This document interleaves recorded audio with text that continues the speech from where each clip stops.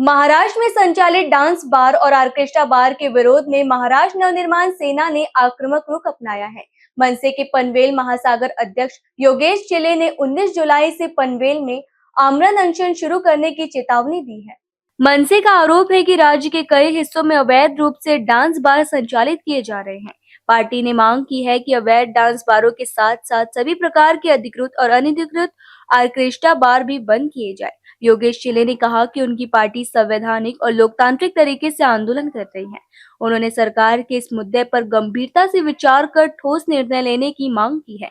मनसे ने चेतावनी दी है कि यदि सरकार ने समय रहते इस विषय पर कार्रवाई नहीं की तो आने वाले समय में आंदोलन को और अधिक तीव्र किया जाएगा। इसी मांग को लेकर 19 जुलाई से पनवेल में आमरण अनशन शुरू किया जाएगा।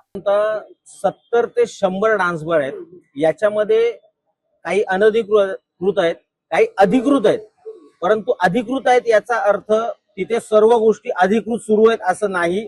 सर्रास सरकारचे कायदे जे आहेत ते पायमल्ली त्यांची केली जाते, पायदळी तुडवले जातात।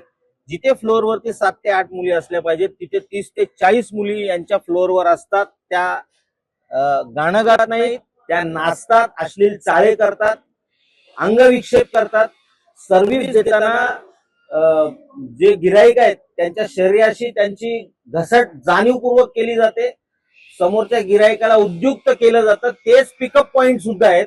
अनेक गुन्हेगार या डान्स बार मध्ये बसतात, ऑर्केस्ट्रा बार मध्ये बसतात आणि तिथे महाराष्ट्रातल्या विविध जिल्ह्यांमध्ये कशा पद्धतीने गुन्हे करायचे याचे षडयंत्र सुद्धा तिथे रचले जातात। त्यामुळे हे जे केंद्र आहेत ही केंद्र महाराष्ट्रातली नष्ट होणं अत्यंत गरजेचं आहे। छत्रपती शिवाजी महाराजांचा वारसा या जिल्ह्याला लाभलेला आहे। हा जिल्हा छत्रपती शिवाजी महाराजांचा म्हणूनच ओळखला गेला पाहिजे। डान्स बारचं माहेरघर ही त्याची ओळख कदापि असता कामा नये।